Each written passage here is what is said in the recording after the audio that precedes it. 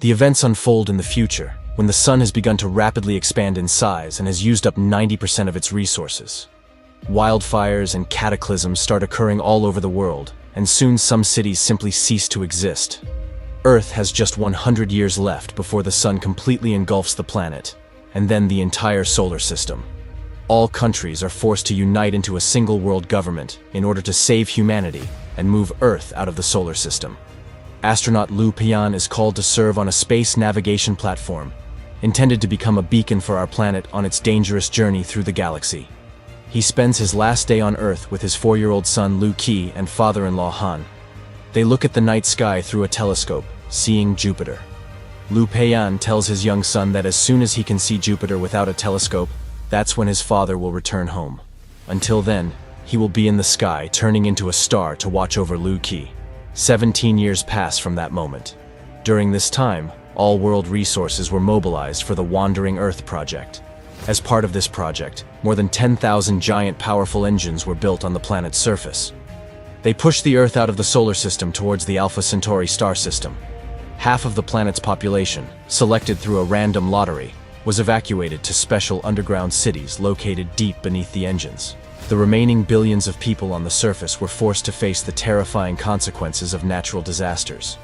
As Earth moved away from the sun, the planet turned into an icy wasteland with temperatures below 94 degrees Fahrenheit. Liu Peiyan is preparing to go on vacation home for Chinese New Year. His grown-up son is no longer eager to see his father and plans to illegally escape to the surface. He sabotages his stepsister Dodo's school, and together they head to the criminal district of the underground city. There, Liu Qi successfully forges identities for himself and his sister. He deceitfully borrows thermal suits from a criminal group and, with Dodo, joins a group of workers. They mine minerals on the surface of the Earth, which are used to sustain life in the underground cities. Having escaped to the outside, they steal a giant transporter truck, which their grandfather works as a driver.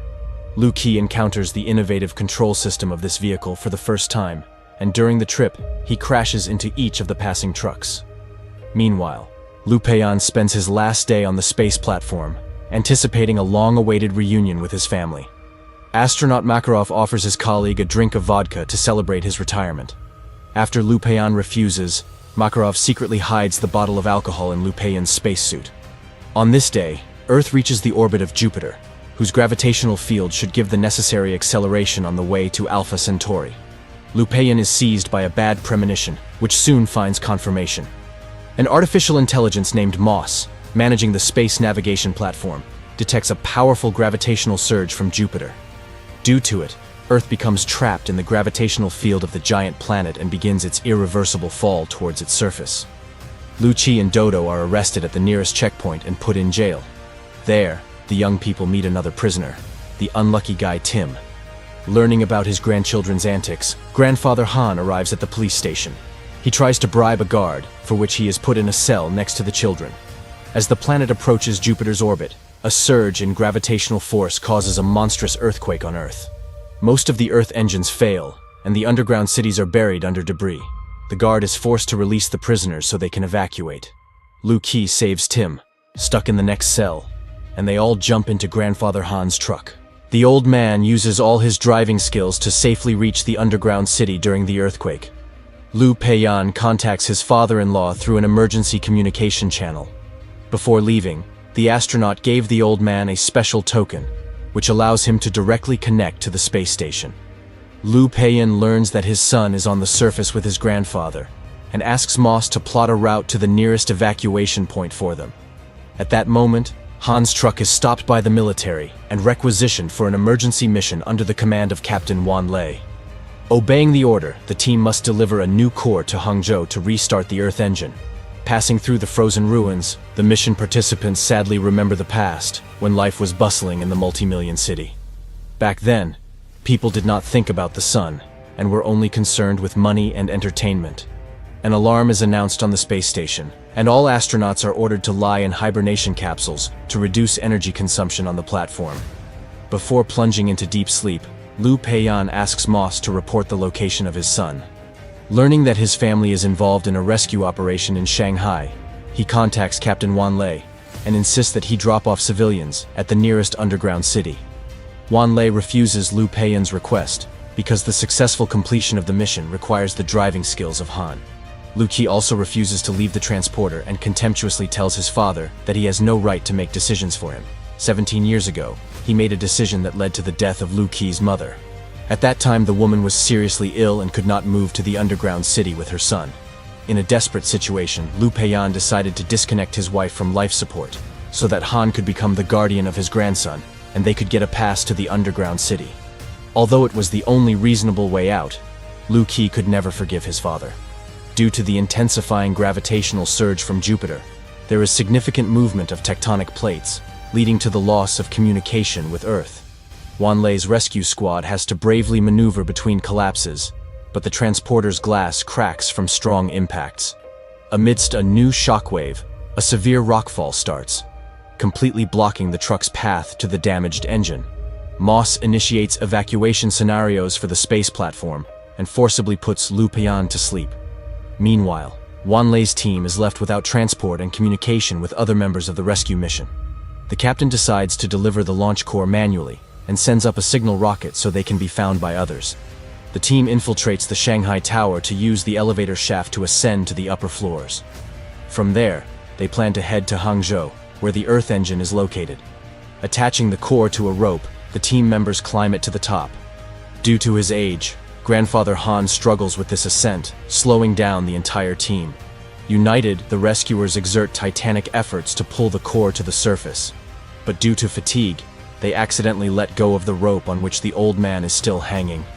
In a desperate attempt to save his grandfather, Liu Qi grabs the rope, but he himself is pulled into the elevator shaft. Wanlei decisively cuts the rope to save the boy. The old man manages to land on one of the floors, but his protective helmet cracks in the fall. Accepting his fate, Han removes his helmet, mentally addressing his grandson. At this moment, memories of events 13 years ago come to his mind. During a rescue mission, he found the little girl Dodo in tsunami-flooded Shanghai. Since then, she became an integral part of his family, and together they lived many unforgettable years. The old man asks Liu Qi to take care of his younger sister and take her home. These words become his last thoughts before he freezes to death under the debris of the Shanghai Tower. The other members of the rescue squad manage to get outside before the building collapses. Now they must walk several kilometers to reach Hangzhou. Having experienced the tragic death of their grandfather, Liu Qi and Dodo refuse to continue the mission. Meanwhile, at the space station, Liu Peiqiang breaks the hibernation capsule and emerges from it.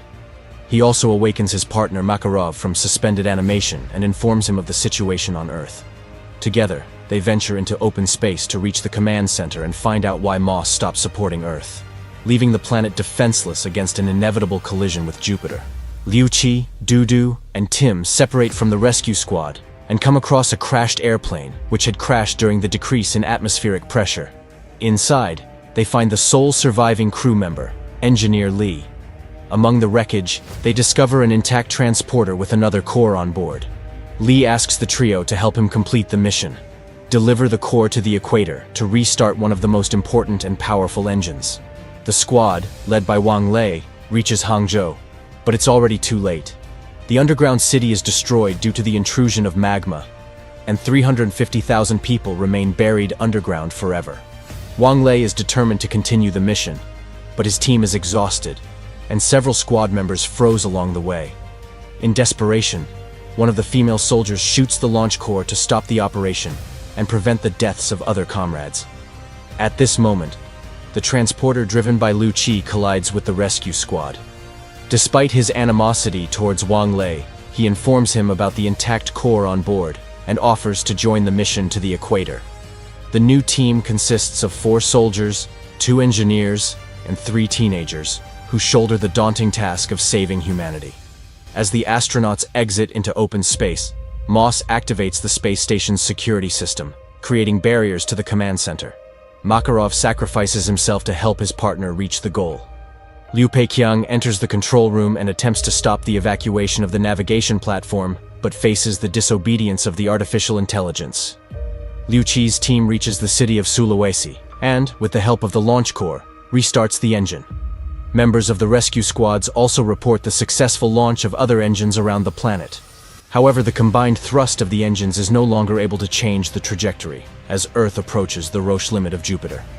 Moss explains to Liu Peiqiang that such a situation had been foreseen, and all hopes of saving Earth are lost. In response, the United World Government activates the Helios project, aimed at preserving the remaining part of humanity. The navigation platform will be transformed into an interstellar arc, which will seed a new planet with Earth's biosphere. In addition to the crew in suspended animation, the station houses 300,000 human embryos, 100 million samples of Earth's cultures, as well as animal DNA and samples of cultural heritage. Moss initiates a widespread message to all Earthlings, announcing the inevitable collision with Jupiter. He suggests spending the last days with loved ones before Earth ceases to exist forever. After hearing the address, the rescue squad is plunged into despair.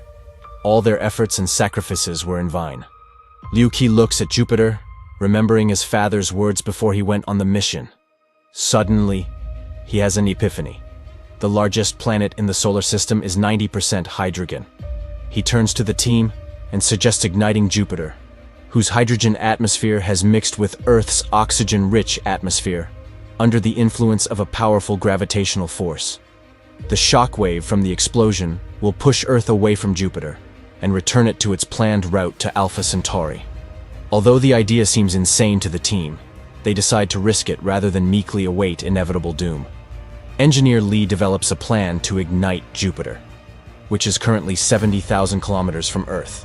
He reprograms the Sulawesi engine to launch an energy plasma beam that can reach the giant planet. To do this, his rescue squad must manually launch the engine, as it lacks remote control. The small team's resources are insufficient to ignite the engine, and they are forced to request support from other rescue squads in Sulawesi. However, all of them refuse to help, fully convinced that attempts to save the planet are futile. Using an emergency communication token, Dudu contacts Liu Peiqiang and tells him about the plan to detonate Jupiter. Overhearing their conversation, Moss reports that a similar decision was previously proposed by Israeli scientists, but it has zero chance of success. Nevertheless, the astronaut contacts a representative of the United World Government and asks to send rescue squads on a mission to Sulawesi. He refuses to give such an order, but allows them to use their emergency communication channel. Through it, Dudu addresses the rescuers with a touching speech. She pleads with them not to give up and asks for help in igniting Jupiter. At the moment when Wang Lei's exhausted and injured team is almost losing all hope, rescuers, inspired by the girl's call, respond to the request and help them manually start the engine. However, the long-awaited miracle does not happen, and the beam's power proves to be insufficient. It reaches its limit just 5 kilometers from the surface of Jupiter. Liu Peiqiang, who had been watching the mission's failure, comes up with another plan. He disables Moss by igniting him with a bottle of vodka passed to him by Makarov.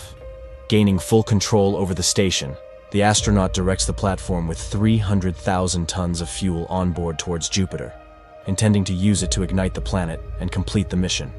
The world government approves his actions, making a decision in favor of saving Earth. Finally, the astronaut contacts his son and, with tears in his eyes, asks for his forgiveness. He says that he is once again compelled to embark on a mission, the most important one in his life. As promised, he will become a star and will always watch over his son from the heavens. The navigation station enters Jupiter's atmosphere and ignites, causing a powerful shockwave. During the explosion, Liu Qi's protective helmet is damaged, and before losing consciousness, he sees Earth moving away from the dangerous trajectory. 3 years pass since these events. Liu Qi, Dudu, and the rest of the team work on the surface, while Earth moves towards Alpha Centauri. The planet's journey will take about 2 millennia before it finds its new home in a new solar system.